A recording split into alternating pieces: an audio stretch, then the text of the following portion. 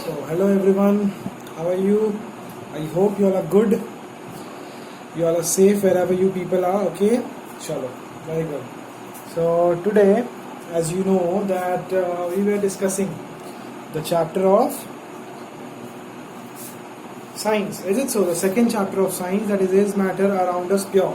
So, in that chapter, we have discussed about, in this chapter, we have discussed in this chapter we have discussed about what? We have discussed about the mixtures, what are pure compounds, what are solutions, what is a colloidal solution, what is a suspension, what are the properties of colloidal solution, what is your Brownian movement, and what is your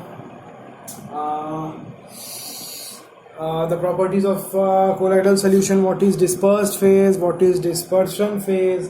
Is it so? So all that, what is solubility, what are the factors on which the solubility depends. Is it so? So these are some questions that I think you people can answer now after reading this chapter. Is it so? हम लोगों ने अभी तक जितना कुछ पढ़ा, तो इतना कुछ पढ़ने के बाद हम लोग ये सारे क्वेश्चंस का आंसर कर सकते हैं, है ना? ओके, चलो अभी today we are going to discuss about the methods of separation. What? The very important thing, the methods of separation, है ना? जैसा कि हम लोग हमेशा ही एक पॉइंट मेंशन करते थे when we were discussing the mixture, we were mentioning a very important point each and every time. That point was, what was the point? That the compounds cannot be separated by physical methods, but the mixtures can be separated by physical methods. Now the question arises कि okay, when the mixture can be separated by physical methods, तो थोड़ा बताओ फिर, है ना? Please tell me that, please tell us that what are the physical methods which are there to separate the mixtures. Is it so? चलो अच्छा, तो you know that we have two types of mixtures. One is your homogeneous mixture and one is your heterogeneous mixture. अच्छा, both are mixtures and we will learn that how to separate both these mixtures.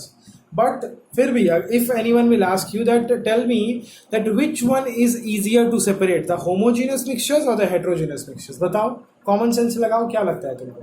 Which one will be easier to separate, the homogeneous or the heterogeneous? बताओ, खुद ही बताओ.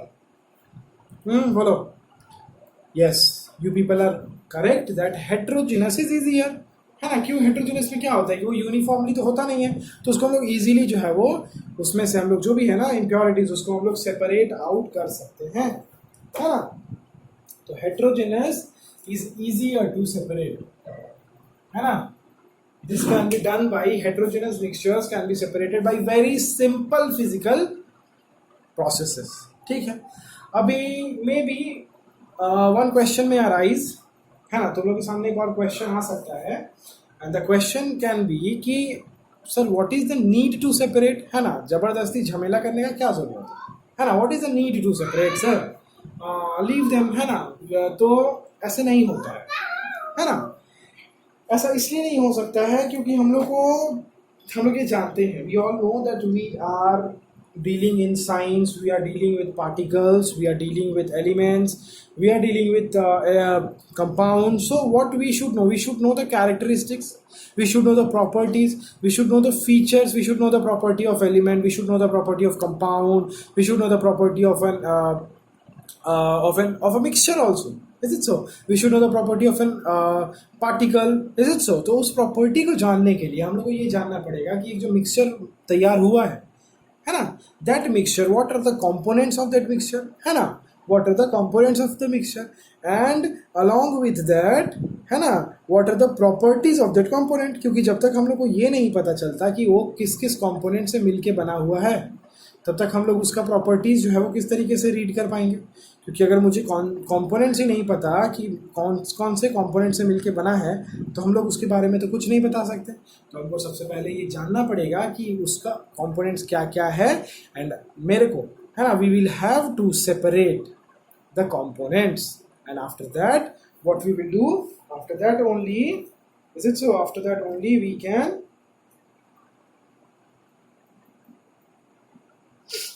research. Okay, after the, only that we can do research on anything which we are doing, है ना?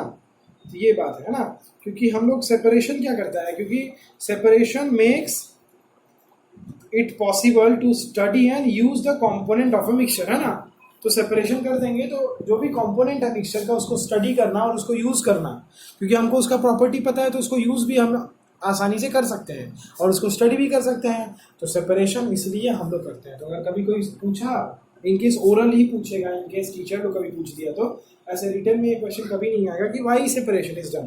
तो तुम लोग ये बता सकते हो, है ना, कि separation is done because it makes possible to study and use the individual components of a mixture, है ना, to study and use the components of mixture। समझे, ये बात है, ठीक है। इसमें कोई दिक्कत मेरे हिसाब से नहीं होना चाहिए, है ना। चलो बहुत बढ़िया, आगे बढ़ते हैं। एक मिनट रुको, थोड़ा इसको जूम कर ले क्या।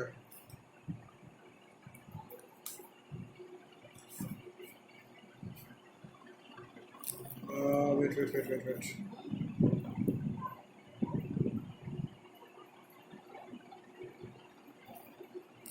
अब शायद अब बेटर है ना। ओके चलो ठीक है।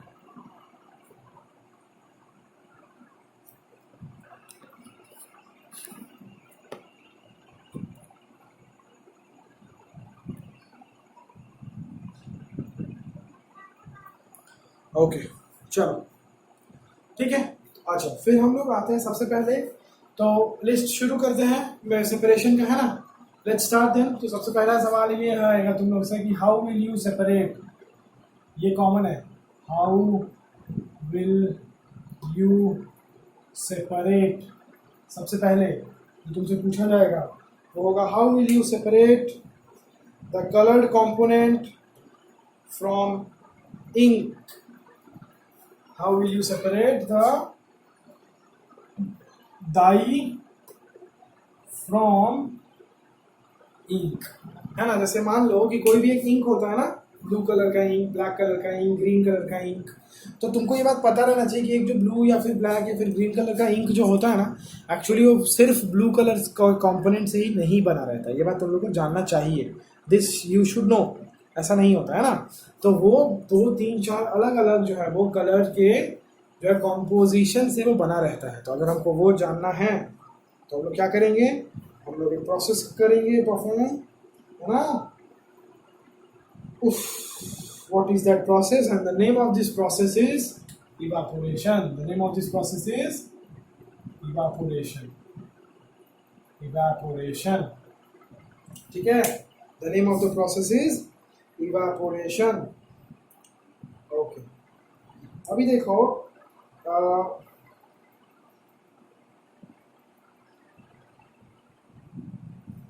अभी इवापोरेशन एक ऐसा मेथड है, इसका प्रिंसिपल मैं तुमको बता देता हूँ, बहुत इंपॉर्टेंट है, बुक्स में तुमको मिलेगा नहीं, मैं बता देता हूँ, लिख लो। व्हाट इज द प्रिंसिपल, है ना, ये किस प्रिंसिपल के ऊपर काम करता है। What is its principle, what is its principal.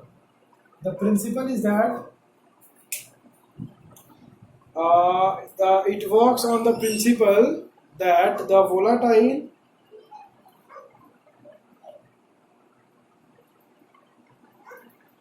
it works on the principle that it separates the volatile and non-volatile. It separates the volatile and non-volatile component.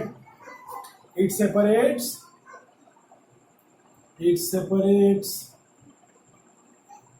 volatile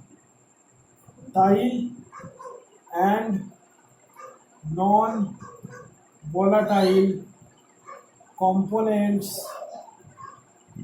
from a solution। तो एक solution का volatile and non-volatile component को ये separate करता है। अब the question arises कि sir what is volatile and what is non-volatile, है ना। This is a question which arises that what is volatile and what is non-volatile। I think ये तुम लोगों को पता नहीं होगा, है ना, मैं बता देता हूँ। देखो, the volatile components are those components, okay, which are easily evaporated at a low temperature, है ना, विच आर इजीली इवापोरेटेड। तो तुम लोग लिख लो, volatile components are those components which gets easily vaporized at a low temperature. Low temperature means जैसे मान लो 70, 80, 100, 150 degree centigrade में ही, है ना। जैसे मान लो तुम्हारा 70 से लेके 150 डिग्री के बीच में अगर तुम लोग अगर इसको हीट करते हो, है ना, तो ये जो है वो तुम्हारा वेपराइज होना शुरू हो जाएगा। लेकिन बहुत सारे ऐसे भी कंपोनेंट्स होते हैं जिसको 2000, 1600, 2500 डिग्री सेंटीग्रेड चाहिए, है ना, तो वो क्या हो गया, नॉन वोलाटाइल कंपोनेंट। तो volatile component are those components which vaporizes at a low temperature, okay, that is between 70 degree to 150 degree centigrade के आसपास तुम लोग लिख सकते हो, ठीक है, कोई प्रॉब्लम नहीं, ठीक है। तो ये होता है वोलाटाइल। और नॉन वोलाटाइल वो होगा जिसको बहुत हाई टेम्परेचर चाहिए, मतलब जनरली वो इवापोरेट होगा ही नहीं नॉर्मली, है ना, बहुत हाई टेम्परेचर चाहिए। और उस हाई टेम्परेचर पे जाके वो क्या होगा, वो इवापोरेट नहीं होगा, वो पूरा पूरी मेल्ट कर जाएगा ना, या फिर बॉईल होना शुरू हो जाएगा, ठीक है। चलो, तो अभी सवाल ये उठता है कि अगर मेरे पास एक मिक्सचर है ना, and the mixture has a volatile component and a non-volatile component, then we will use the method of evaporation. Is that clear to you all people? हाँ, is that clear कि अगर मेरे पास एक क्या है, एक मिक्सचर है and the mixture has two components, है ना, the mixture has a volatile component and the mixture has a non-volatile component. तो अगर ऐसा है तो then we will use the method of evaporation for separating the components of the mixture, जैसे die from ink, है ना। तो देखो ये जो डाई फ्रॉम इंक वाला जो एग्जांपल है, तो इसमें तुम देखोगे, क्या देखोगे कि ये जो हमारा डाई होगा ना, ये क्या हो जाएगा,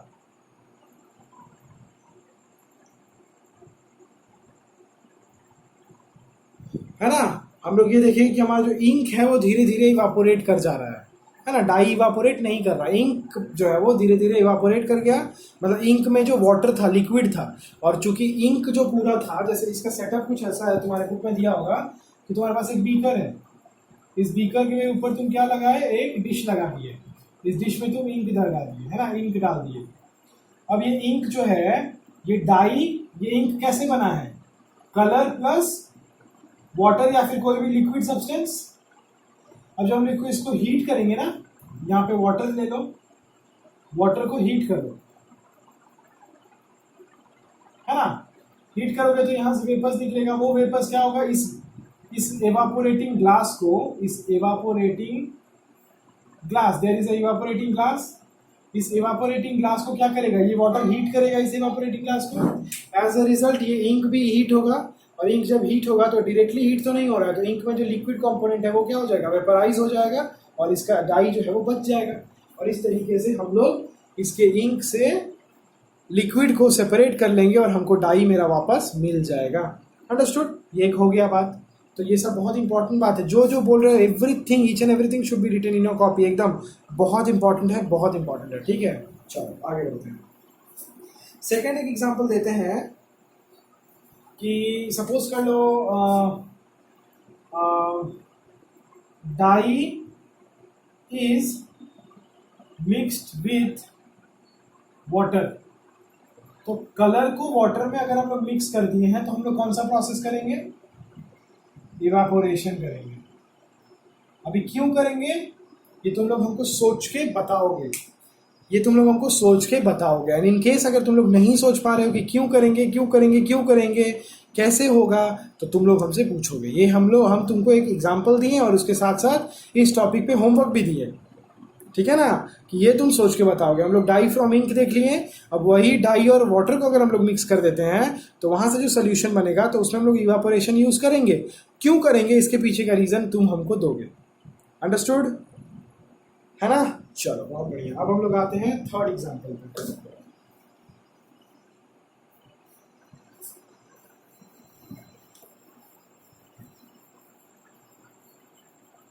तो यहाँ पे वोलाटाइल, नॉन वोलाटाइल सब कुछ क्लियर हो रहा है तुम लोग का। चलो बहुत बढ़िया, बहुत बढ़िया। थर्ड एग्जाम्पल है, how will you separate cream from milk. Cream को मिल्क से कैसे सेपरेट करोगे बताओ।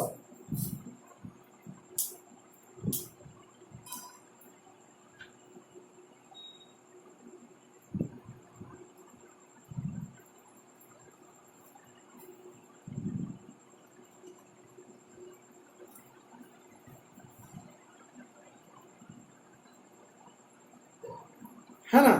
तो तुम लोग बोलोगे कि सर इसमें कौन सा पूछने वाला बात है, क्रीम है तो क्रीम का Bengali, I am sorry I don't know the Bengali of cream. तो क्रीम को क्रीम ही समझ लो, है ना, दूध के ऊपर जो वो जमता है ना लेयर, फैट का लेयर जो होता है, हाँ तो वही होता है क्रीम। तो क्रीम को मिल्क से सेपरेट करना तो क्या करना है सर, एक तो फिल्टर पेपर ले लेंगे एंड जस्ट एकदम फिल्ट्रेशन कर देंगे, बहुत सिंपल है।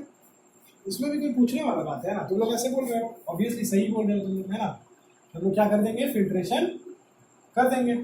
लेकिन तुम लोग थोड़ा दिमाग लगा के सोचो, है ना, कि क्या जब हम लोग क्रीम को मिल्क से सेपरेट कर रहे हैं तो क्या सारा का सारा क्रीम सेपरेट हो जाएगा? क्योंकि हो सकता है कुछ क्रीम जो है वो थोड़ा उसका पार्टिकल्स बड़ा है, हो सकता है क्रीम का पार्टिकल्स कुछ कुछ बहुत छोटा भी हो। इज इट सो? तो ये हो सकता है ना कि छोटा पार्टिकल्स मिल्क के साथ ही चला गया अंदर, सेपरेट हुआ ही नहीं फिल्ट्रेशन प्रोसेस से। क्योंकि फिल्ट्रेशन प्रोसेस में हम लोग जो फिल्टर पेपर यूज़ करते हैं उसका पोर्स क्या होता है, उसका पोर्स तो बहुत छोटा नहीं होता है ना, छोटा होता है but they are not very small. तो अल्टीमेटली मेरा कहने का मतलब है कि फिल्ट्रेशन प्रोसेस से अगर हम लोग ये काम को करते हैं तो there is a great chance कि हम लोग का जो प्रोसेस है, हम लोग जो भी एक्टिविटी परफॉर्म कर रहे हैं, that will not be 100% successful. Okay, that will not be 100% successful. तो क्वेश्चन अराइजेस कि अच्छा सर तब तो ठीक है, मान लेते हैं हम आपका बात, है ना, आप जो बोल रहे हैं वो सच ही बोल रहे हैं कि हाँ सही बात है कि क्रीम का जो पार्टिकल है, क्रीम का पार्टिकल तो बड़ा भी हो सकता है छोटा भी हो सकता है। तो बड़ा पार्टिकल तो फिल्ट्रेशन से हम लोग फिल्टर कर लेंगे, लेकिन the very very small particles they will go into the milk, है ना। And hence we will say that no, milk is not separated completely from the cream. तब sir what will we do, which process will we prefer? So we will go by the process of centrifugation. We will go by the process of centrifugation. We will go by the process of centrifugation. Okay.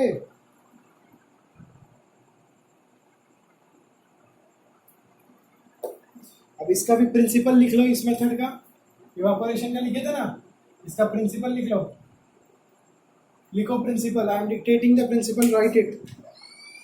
The principle is that, अब centrifugation करेंगे तो क्या होगा, तुम लोग भी देखे होगे कि घरों में या फिर मूवीज में ऐसे ऐसे ऐसे करके, है ना, क्रीम को ऐसे ऐसे स्टर किया जाता है। लेकिन अभी तो ओल्ड फैशन कुछ होता नहीं है, सब कुछ मशीन से होता है। तो उस मशीन में जो होता है वो होता है सेंट्रीफ्यूगेशन प्रोसेस। सेंट्रीफ्यूगेशन में क्या होता है कि हमारा जो लाइटर पार्टिकल होता है, it comes upward and the heavier particle settles down and the cream is lighter, तो वो ऊपर आ जाता है, उसको मशीन से सेपरेट कर लिया जाता है और इस तरीके से मेरा क्रीम और मिल्क सेपरेट हो जाता है।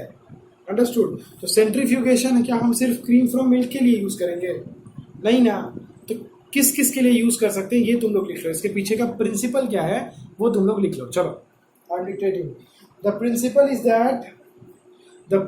Is that the denser particles are forced to the bottom. The denser particles means, बोलो, अभी तुम लोग ये पूछ सकते थे कि sir what is the meaning of denser particles? So denser particles means which have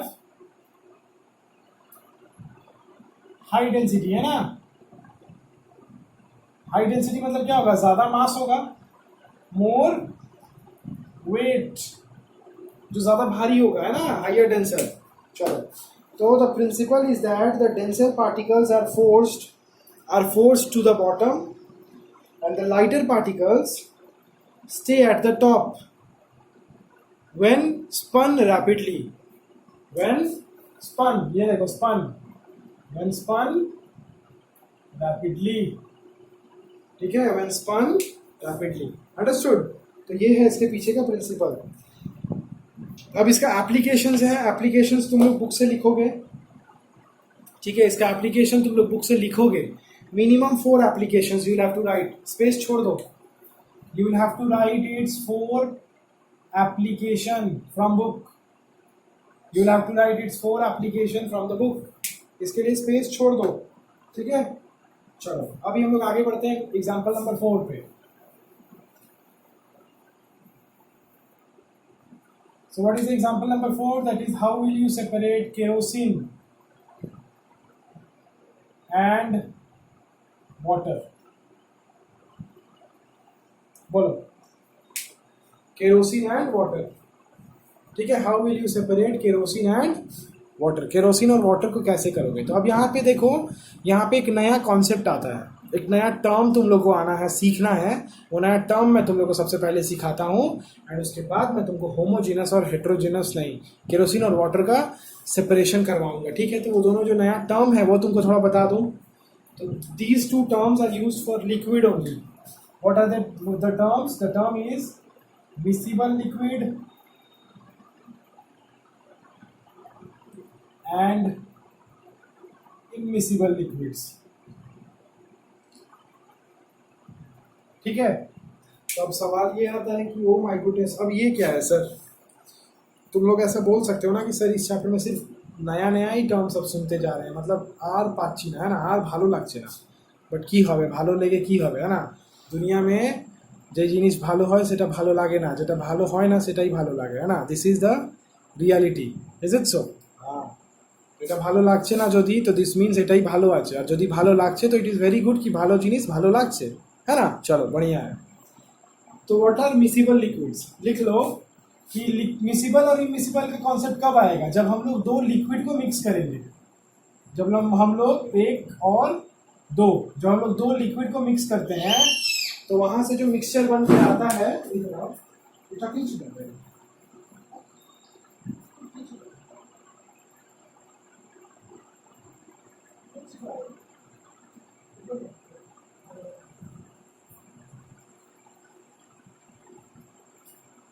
okay. तो कॉन्सेप्ट मिसिबल और इमिसिबल का, जब भी हम लोग दो लिक्विड को ऐड करते हैं तो ये एक सॉल्यूशन बनता है ना। तो अब देखना ये है कि if one liquid is soluble in the other liquid, मतलब एक लिक्विड दूसरे लिक्विड में एकदम अच्छे तरीके से सल्यूबल हो गया है, तब हम लोग उसको मिसिबल लिक्विड बोलेंगे। और अगर हम लोग ऐसा देखते हैं that one liquid is insoluble in the other liquid, then that will be known as immiscible liquid. जैसे मिसिबल लिक्विड का एग्जांपल मैं तुमको बताता हूँ, ट्राई कर सकते हो घर पे। Water plus your acetone. अब बोलोगे एसीटोन क्या होता है सर? एसीटोन मतलब स्पिरिट देन पॉलिश रिमूवर, दोनों को मिक्स करना। समझ ही में नहीं आएगा कि कुछ मिक्स किए हो वाटर में, एकदम, है ना, कुछ समझ नहीं आएगा। लेकिन वहीं तुम इमिसिबल मतलब वाटर और ऑयल को ऐड कर लेना तो क्लियरली समझ में आएगा कि नहीं भाई ये तो दो अलग अलग लिक्विड को मिक्स किया गया है। Water plus acetone that is the spirit, miscible liquid देगा। या फिर वाटर प्लस अल्कोहल भी लिख सकते हो, ये भी कर सकते हो देख के। सैनिटाइजर है ना तुम लोग के पास, तो सैनिटाइजर को वाटर में डालना तो तुम देखोगे कि समझ ही में नहीं आएगा कि दोनों जो तुम्हारा सोल्यूशन है उसमें कुछ कुछ मिक्स है, लगेगा ही नहीं एकदम, क्योंकि यूनिफॉर्मली मिक्स हो गया है, समझ ही नहीं आता है। लेकिन वहीं कुछ ऐसे भी लिक्विड्स होते हैं जिसमें अगर हम लोग, कुछ ऐसे सोल्यूशंस होते हैं जिसमें दो लिक्विड को जब हम लोग ऐड करते हैं, when we add two liquids, हम लोग क्लियरली समझ पाते हैं कि first liquid is not soluble in the second liquid, तो उस केस में हम लोग उसको इमिसिबल लिक्विड बोलेंगे। And if the first liquid is soluble in the second liquid, then we will say it as what? Then we will say it miscible liquid. समझ गए? ये बात है, ठीक है। तो यहाँ से इमिसिबल और मिसिबल लिक्विड का कॉन्सेप्ट आया। चलो ठीक है, ये बता दिए, इंपॉर्टेंट है, लिख लो, है ना। तो if I will say the definition, तो मिसिबल लिक्विड का डेफिनेशन क्या होगा? The liquids which are soluble in the other solution, other liquid solution, they are known as miscible liquids, and the liquid which are not soluble in the other solution, they are known as immiscible liquid. समझ गए? Example लिख लेना, water plus oil immiscible में, और miscible में लिखना water plus acetone, water plus alcohol, ठीक है। अब आओ हम लोग अपने एग्जाम्पल पे आते हैं वापस, बैक टू एग्जाम्पल। कितना लिख लिए? चलो ठीक है। These things are very very important. देखो बार बार बोलते हैं कि बहुत मेहनत लगता है बाबू पढ़ाने में, पढ़ो सिंसियरली, है ना। चलो केरोसिन एंड वाटर। तो अब तुमको क्या लग रहा है, ये दोनों जो लिक्विड है ये कैसा लिक्विड है? इमिसिबल है ऑब्वियसली, ये इमिसिबल लिक्विड है। तो क्वेश्चन अराइजेस कि इमिसिबल लिक्विड के लिए हम लोग क्या प्रोसेस फॉलो करेंगे? तो एक प्रोसेस का नाम है separating funnel, separating funnel process, ठीक है। सेपरेटिंग फनल ये एक प्रोसेस है जिस प्रोसेस से हम लोग किसी भी दो इमिसिबल लिक्विड को सेपरेट कर सकते हैं, जिस प्रोसेस से हम लोग किसी भी दो इमिसिबल लिक्विड को सेपरेट कर सकते हैं, है ना। एक फनल जैसा होता है ना। तो इसमें हम लोग क्या करेंगे, दोनों जो भी हमारा इमिसिबल लिक्विड है, मिक्सचर है, उसको हम लोग डाल देंगे। डालने के बाद क्या करेंगे, we will left it, we will leave it undisturbed, कुछ समय के लिए अनडिस्टर्ब छोड़ देंगे।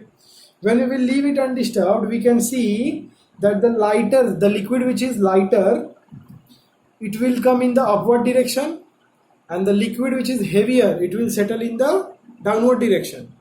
और धीरे से हम लोग क्या करेंगे, इसमें एक तो छोटा सा नॉब होता है, नॉब मतलब एक तो छोटा सा, क्या बोले नॉब को, एक नट जैसा होता है, नट को खोल देंगे, यहाँ पे नट होता है, इसको हल्का सा खोल देंगे और धीरे धीरे ये वाला लिक्विड गिर जाएगा और एक लिक्विड ऊपर बच जाएगा और एक लिक्विड हमको मिल जाएगा। इस तरीके से हम दोनों लिक्विड को सेपरेट कर देंगे। अंडरस्टूड? तो this process of separating funnel will be used for any mixture of immiscible liquids. Understood? ठीक है, इसका प्रिंसिपल लिख लो, राइट द प्रिंसिपल्स, लिखो। The principle is that immiscible liquids separate out. The principle is that immiscible liquids separate out in layers depending on their densities. In layers depending on their densities means depending upon the density, वो अलग अलग layer बना लेगा। जिसका density ज़्यादा है वो नीचे सेटल हो जाएगा, जिसका डेंसिटी कम है वो ऊपर सेटल हो जाएगा। और इस तरीके से हम लोग हल्का सा करके इस नॉब को खोलेंगे, नॉब को खोल के जो हाइयर डेंसर है ना, जिसका नीचे है, तो उसको हम लोग हल्का सा निकाल लेंगे। और इस तरीके से मेरा दोनों ही लिक्विड जिससे मिल के मेरा ये एक मिक्सचर बना था, वो दोनों लिक्विड को हम लोग सेपरेट कर पाएंगे। अंडरस्टूड? कोई दिक्कत, कोई परेशानी? चलो बहुत बढ़िया, बहुत बढ़िया, चलो ठीक है, ओके। तो ये सारा कुछ एग्जांपल्स था हम लोगों का जो हम लोगों ने डिस्कस किया। अभी इसका तुम लोग को 2 एप्लीकेशंस लिखना है, 2 एप्लीकेशंस लिखना है। एप्लीकेशन मतलब क्या, कि इसका 2 यूजेस लिखना है। एवरीडे लाइफ में इस प्रोसेस को हम लोग कहाँ यूज करते हैं, इस चीज़ को तुमको लिखना है, ठीक है। और लिख के अपने कॉपी में रखना है। उसके बाद मैं जिस दिन भी बोलूँगा उस दिन तुम्हें मुझे सबमिट करना पड़ेगा अपना जो भी लिखा हुआ नोट्स है, ठीक है। तो I hope that up to this part which we have discussed today it is very very clear to you all. And if not clear तो तुमको पता है कि तुमको क्या करना है ना, मुझसे कांटेक्ट करना है। एंड अपार्ट फ्रॉम दैट सब कुछ समझ आ गया तो यहाँ तक बुक पढ़ लो, वीडियो को अच्छे से देखो, अच्छे से नोट्स बना लो, बस। So for today that's all for today. We'll meet the next class with some more examples, some more concepts, some more techniques. Okay, so have a good day. Bye bye. Good night.